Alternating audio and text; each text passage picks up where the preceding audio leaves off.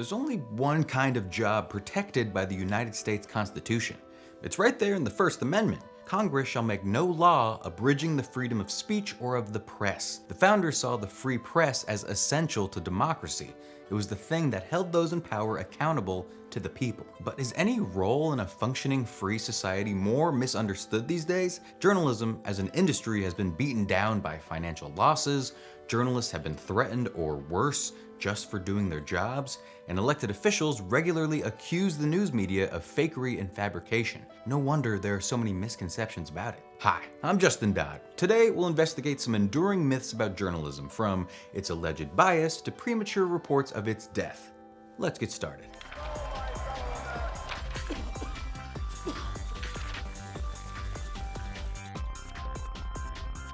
Print is dead.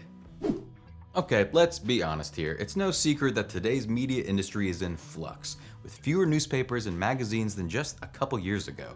But paradoxically, more sources of information and ways to obtain it than ever. Much of the instability stems from momentous changes over the past 3 decades in the ways people read news. The main one is probably the seismic shift from old media like printed newspapers to new media like websites, apps, video, and social media.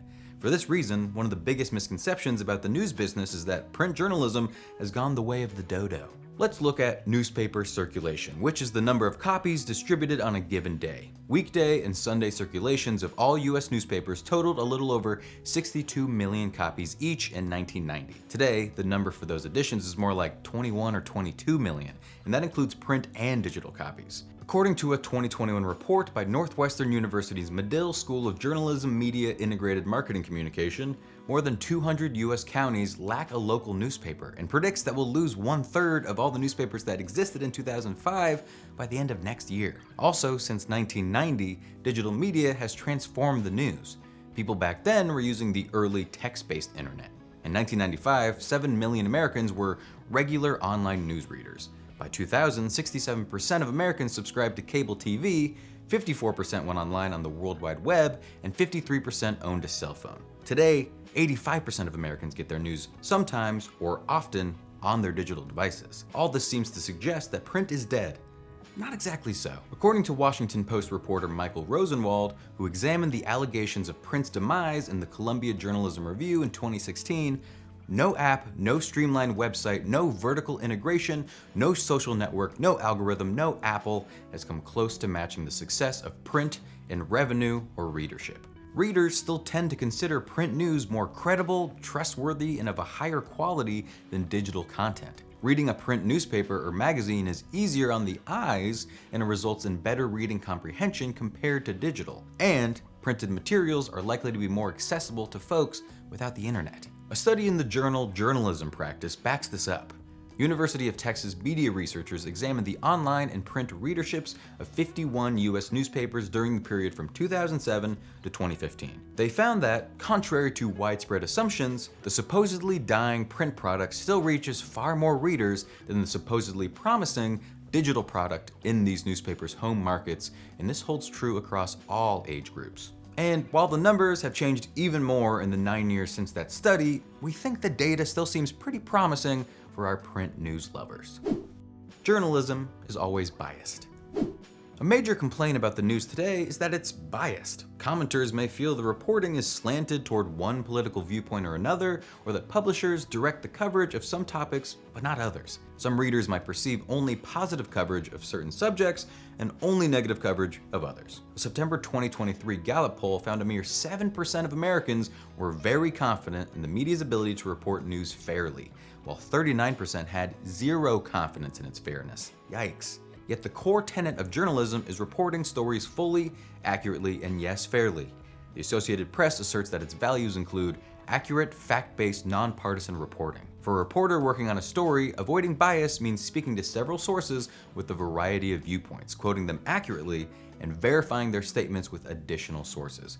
If a news story portrays someone negatively, the reporter makes an effort to contact that person for their response. Completed news stories often go through several editors to make sure that the information is fairly presented. Do reporters' unconscious biases sometimes creep in? Yes, reporters are humans, but ethical journalists will strive to keep any hint of bias out of their stories. So why might readers be sensing pervasive bias in the news? An experiment by Gallup and the Knight Foundation aimed to find out. They built a website populated with news articles from diverse outlets, and a group of nearly 3,500 readers rated the trustworthiness of the stories. Half of the group could see the sources that published the stories, the other half could only see the content. The ratings, published in 2018, showed that readers who didn't know the news source had more trust in the information. For example, left-leaning readers had more trust in right-leaning content when they didn't know the source that published it. Readers who did know where the content came from had slightly less trust in content from sources that they perceived as being at odds with their own political feelings. In other words, it's not necessarily that the news is shot through with bias.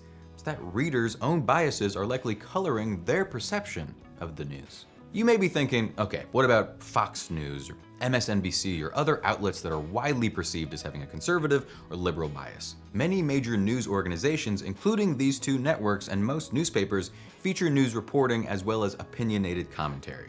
And it's often difficult for the audience, especially casual viewers, to tell the difference. The cable news channels usually carry news reporting during the day on hour-long shows featuring one or two anchors and a number of journalists calling in with stories. The commentary runs in prime time, think Rachel Maddow and Sean Hannity, and features guests offering their takes on the issues. But because the news shows and the pundits often discuss the same topics from the same angles, the line between fact and opinion gets blurred in a hurry. The difference is a little clearer in newspapers, which traditionally have op-ed sections separate from the rest of the paper. However, millions of people get their news digitally or from social media without that built-in dividing line. According to the Poynter Institute for Media Studies, this confusion between news and opinion leads to distrust of journalism as a whole. Both journalists and the public want clearer definitions of news and opinion in the media, a study by the Media Insight Project found. That could mean labeling op-eds and columns clearly as opinion pieces and designing online news pages in ways that visually differentiate them. The thinking is, if the media demystifies its practices, it will start to regain the public's trust. Journalists are rich. Okay, no, but really, this is a major misconception that needs debunking right now. While there are some star journalists at major news outlets making 6 or even 7 figures, the vast majority of ink-stained wretches are just trying to get by in a contracting industry that is still based in the most expensive American cities. According to the Bureau of Labor Statistics, in 2022, the median pay for all news analysts, reporters, and journalists in the US was $55,960 per year and $26.90 per hour. But there was quite a bit of variation among the segments of the industry. Those who worked in media streaming distribution services, social networks, and other digital entities made the highest median salary at $79,000. On the other end of the spectrum, newspaper publishers and radio broadcasters could look forward to a median salary of less than $41,000. Geography plays a big part in journalists' income too. Those working in the Washington, D.C. metro area, the country's top-paying market, can expect an average salary of a little over $160K. That average drops to $72,000 in Florida, $64,000 in Washington State, $51,000 in Ohio, and $46,000 in Illinois. Bottom line, if you're a young journalist looking to get rich, you might want to consider switching to a different role, say as an oral surgeon or an airline pilot. That's where the real money is. Journalists only want to cover bad news. Newspaper tycoon William Randolph Hearst is supposed to have coined the phrase, "If it bleeds, it leads," in the 1890s. Even if that attribution is apocryphal, Hearst and his arch-rival Joseph Pulitzer practically invented the practice of putting wildly sensational stories on the front page and portraying them as objective fact, even if only a fraction of the information was true. Eye-grabbing leads were more important than accuracy and fairness, Hearst believed, because they would stoke outrage and sell papers. And he was right. That legacy, known as yellow journalism, is still with us. In the breathless lead-ins on the nightly news, in the seas of clickbait littering the internet, in the tabloids, and in the false accusations of being fake news. This leads to people perceiving all news as just varying shades of yellow, and if it is accurate and fair, that all of the news is bad. But there's a hidden factor at play here.